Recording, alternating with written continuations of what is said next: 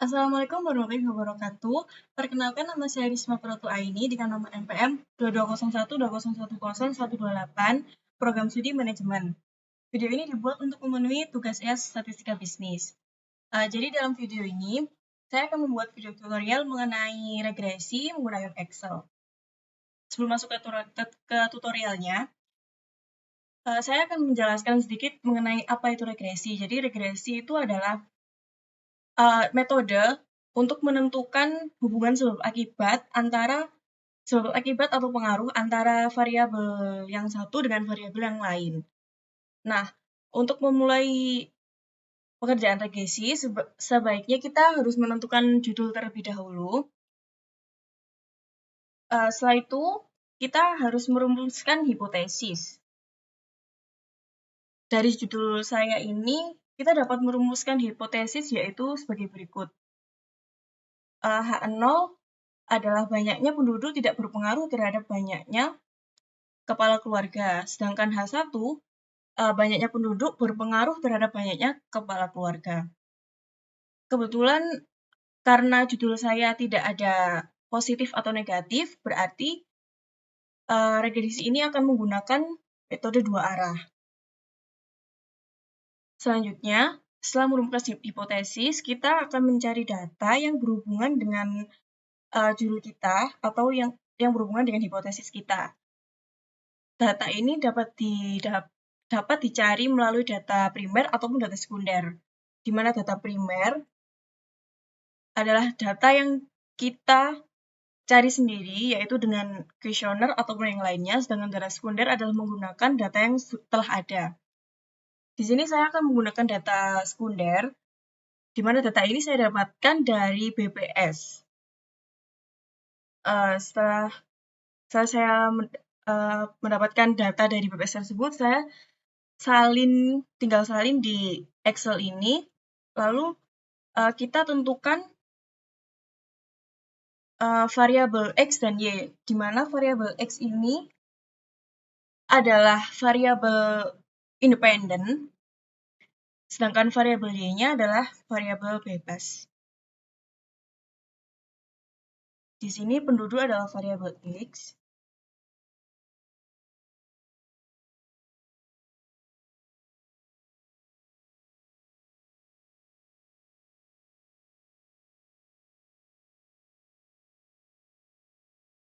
dan kakak ini adalah variabel Y. Setelah itu, kita tentukan X kuadrat.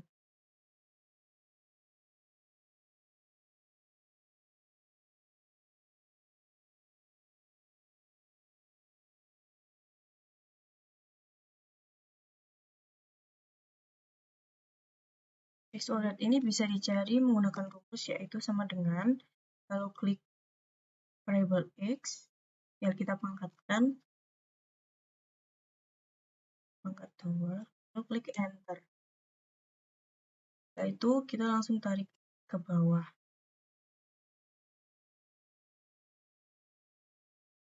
Nah, setelah variabel X maksud saya X pangkat 2, lalu kita juga mencari Y pangkat 2.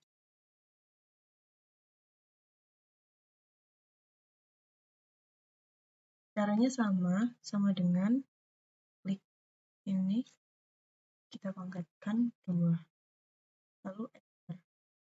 Kita tarik ke bawah.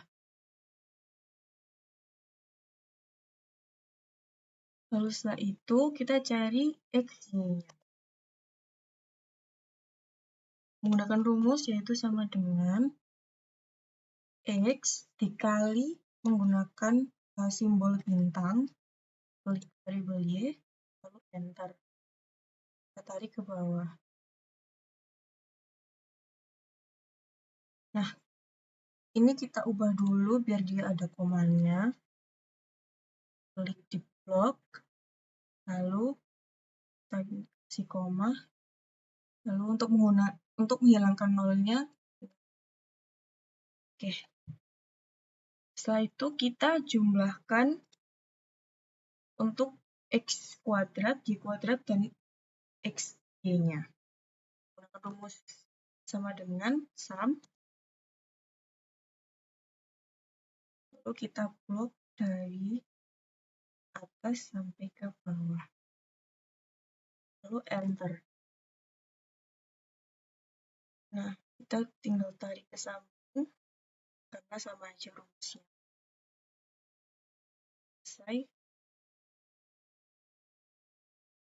Saya kasih garis dulu.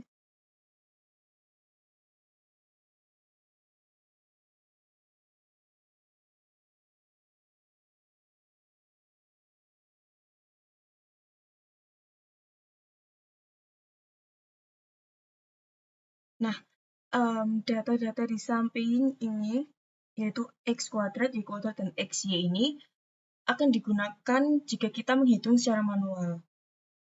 Nah, kalau kita mau mencari regresi lewat Excel, caranya yaitu pencet data, klik data, lalu ke data analisis. Jika di laptop kalian data analisis ini belum muncul, kalian bisa ikutin cara ini, klik file, lalu ke option, lalu add-ins, lalu pilih Analysis Toolpath, lalu ke Excel Add-ins. Klik Go, lalu centang yang Analysis Toolpath. Maka ini akan muncul. Setelah muncul, kita klik, lalu pilih Regression. Oke, tinggal kita masukkan datanya. Ini adalah data Y, tinggal kita pilih, masukkan, lalu X-nya juga.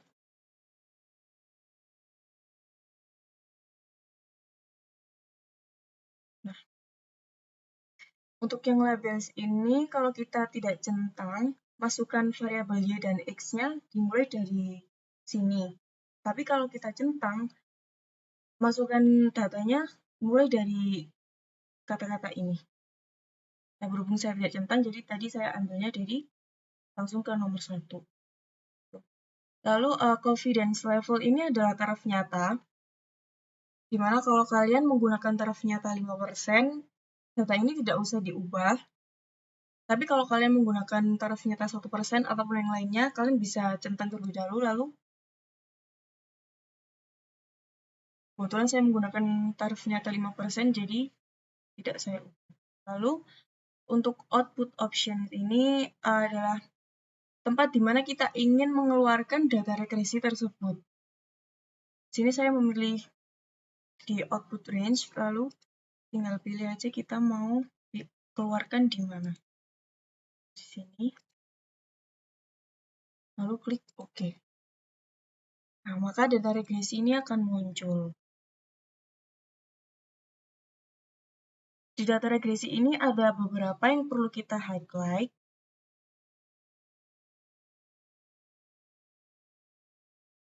Nah, ini adalah beberapa data yang sudah saya highlight tadi, yaitu ada multiple R, di mana multiple R ini adalah nilai dari R-nya, yaitu koefisien korelasinya. Lalu untuk R square ini adalah koefisien determinasi. Lalu untuk intercept koefisien ini adalah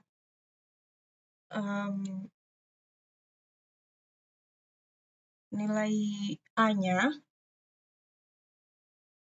Lalu untuk X variable 1 ini adalah nilai B-nya. Dan yang terakhir untuk T-stat ini adalah nilai T hitung. Nah, hasil-hasil ini yang saya highlight ini juga bisa dihitung secara manual menggunakan rumus yang sudah saya hitung ini. Nah, dimana kalau kita hitung secara manual, hasil yang dikeluarkan harus sama dengan regresi yang ada di Excel. Kalau sudah sama berarti insya Allah sudah benar.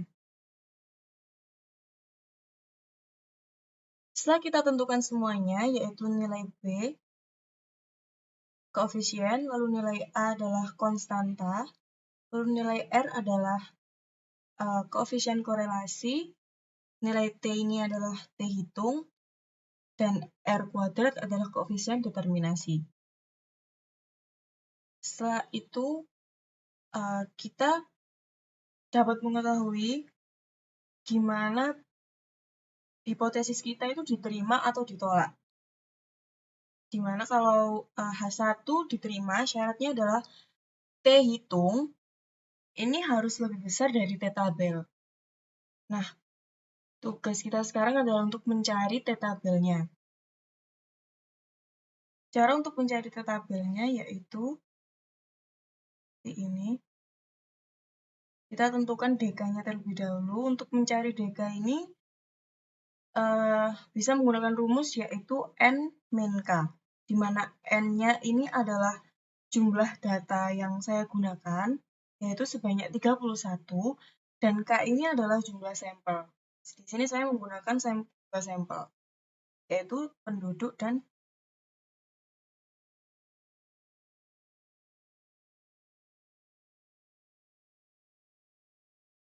nah, tinggal kita kurangkan 31 min 2 adalah 29.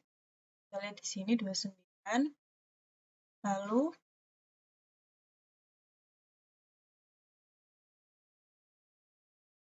seperti yang saya sampaikan tadi, bahwa hipotesis saya ini tidak ada positif dan negatifnya.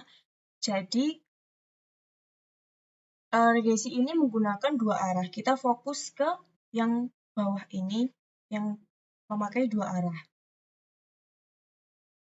Nah, untuk menentukan nilai ini adalah taraf nyata kita, di mana saya menggunakan taraf nyata 5%, berarti sama dengan 0,5. Kita fokus ke 0,5 aja. Lalu DK-nya tadi adalah 29. Dan ditemukanlah hasil sebesar 2,045.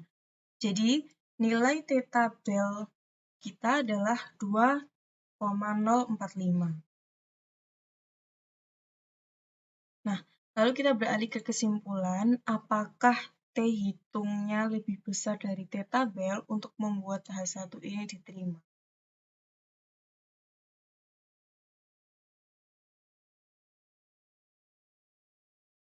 Ya, ternyata T hitungnya adalah sebesar 58,793346. Kita singkat aja, jadi 58,793. Dan nilai T tabel tadi adalah 2,045.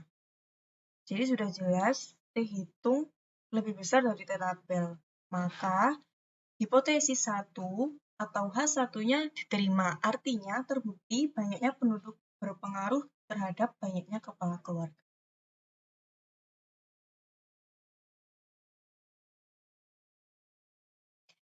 Sekian penjelasan dari saya. Kurang lebihnya mohon maaf. Wassalamualaikum warahmatullahi wabarakatuh.